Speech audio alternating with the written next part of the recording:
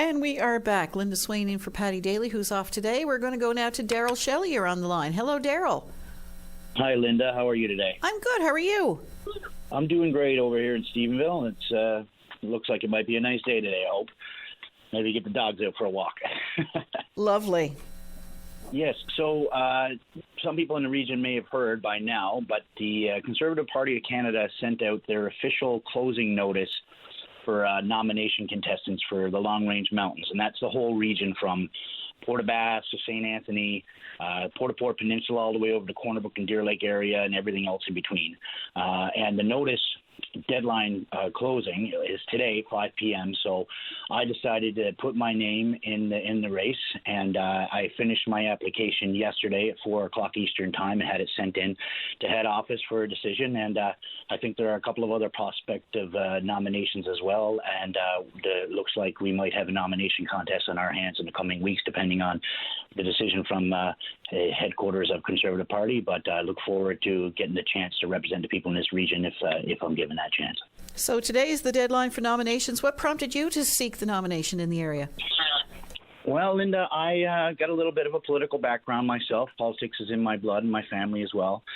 My uncle Paul Shelley was an MHA for many, many years in Bayvert. My father Ron Shelley worked on a lot of campaigns throughout the years, and I volunteered on several when I was younger, but I never really took it seriously until the 2021 federal election when I ran with the People's Party of Canada. I ran with the People's Party, had the most votes as a fourth party candidate in that election and the most for the People's Party in this region. Some people thought that I split that vote, which is actually not true. I think the former candidate of record, Carol Anstey, lost by just over 1,800, and I got somewhere around 1,600.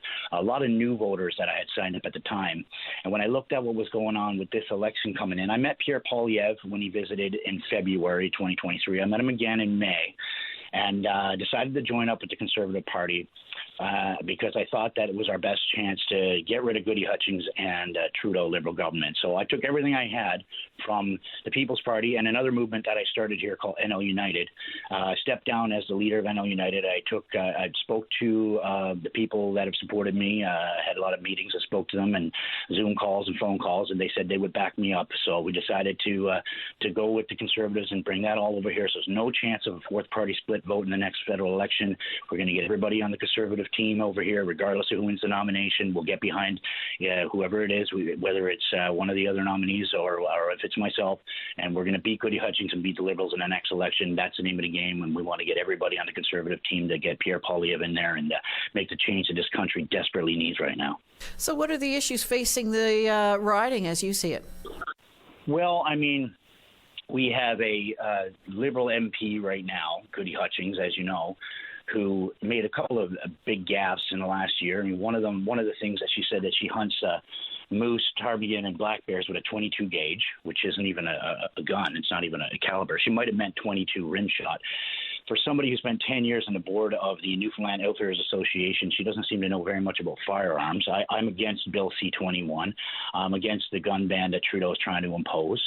And I think that the hunters and legal gun owners should not be punished by people who don't even understand the types of guns or calibers that are used to hunt. If you used a 22 caliber rifle to go hunting with a moose or a black bear, it's actually against the law. She doesn't know what she's talking about. I support gun owner rights. I support gun owners. I support hunters and outfitters, and I support the right for any Newfoundlander to want to go hunt and earn a license for their family, regardless of what they're hunting, as long as they're within the rules and they have the licensing and they use the correct firearm and they're trained and they know what they're doing. I support it 100%. Any other issues of, that are, obviously we have the whole Port-au-Port Peninsula proposed wind and hydrogen development, and I know you've been vocal about that in the past. Is that going to come up in any future federal election? Yeah, thanks for the question, Linda. It's a good question. A lot of people take my stance out of context on that. I chose to stand with any person or any group of people that are against or getting bullied by a company. I think that, the German chancellor came over here and he came over here seeking natural gas. And this was, a lot of people don't know this. In August 22. He came over here. German Chancellor met with Trudeau. He met with Fury, and he met with Liberal MP Goody Hutchings. And he was looking for natural gas. And we have trillions of cubic feet in Newfoundland and Labrador proven reserves of liquefied natural gas. You can go look it up. We've got it there. Instead of selling him the natural gas that he was looking for, we turned around, or Trudeau turned around and sold him a project that hasn't been approved. It hasn't gone through the environmental rigor. It doesn't have a social license. It's not compensating people fairly, and it's technology that hasn't been proven. We could have had jobs on the ground right now.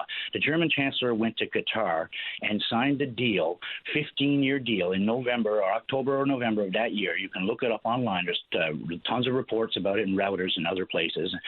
He signed a deal for 2 million tons of liquefied natural gas with Qatar for 15 years, worth tens of billions of dollars, and we have it already right here in our own backyard.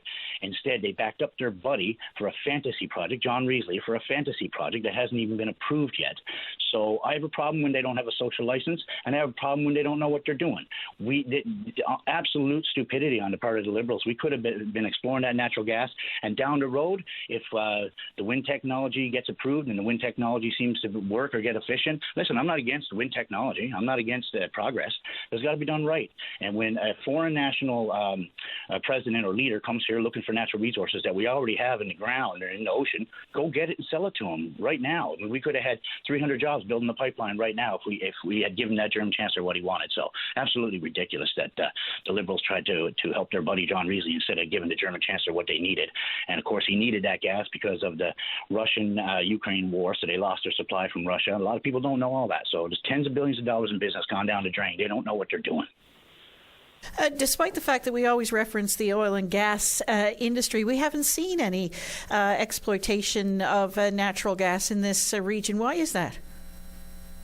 Well, I mean, you have this liberal agenda with Stephen Guilbeault, who's a former, eco-terrorist. I mean, the guy's been charged with, doing these stunts, trying to climb the CN Tower and all this kind of stuff. He was with Greenpeace at the time. He said he's a proud socialist. They don't want any. They're trying to achieve this net zero by 2030 agenda, and it is preposterous to think that we can get there by cutting oil and gas. Oil and gas is a part of Newfoundland's bloodline. We need this. We need oil and gas in order to. All those checks that they got back from the government last year all came from the oil and gas sector. I mean, it's created most jobs in Newfoundland since the fishery collapsed. I mean, we need oil and gas. And Newfoundland and Labrador only produces a small fraction. We produce 2% of greenhouse gas emissions in Canada, and Canada produces 2% of greenhouse gas emissions in the world. For carbon emissions, that's only 0.04% of the atmosphere in total. So just to make that simple and clear, if you cut out every single car and every single emissions in Newfoundland and Labrador today, just stopped it all, it wouldn't even put 0.01% in the global carbon emissions. So it's foolish to say that we shouldn't be exploring oil and gas when we've got tons of proven reserves here, and we need to get big oil and gas approved as quickly as possible. It's got to be done with a social license. It's got to be done with the environmental checks and balances, and the people locally must benefit from the projects. And if it's done right, I'll get behind it. So, Darrell, the nominations for the Conservative nomination closing today. You say there's going to be a bit of a race there? It looks like it. Like you said, National Council, the Conservative Party headquarters has to make a decision on my application and whoever else applies. I know that Robbie Coles from Cormac also has sent in his package. He's at a Facebook page as well, and Carol Anstey as well, who ran last time, has also submitted hers, as far as I know, and I put mine in. So we're going to see what they say at head office, and if they like what we present and what I represent, hopefully I'll get a chance to have a nomination contest, and the members. It'll only be available for members of the Conservative Party, and you had to be signed up, I think, by the 5th of the month, I think, in order to take part in the nomination process.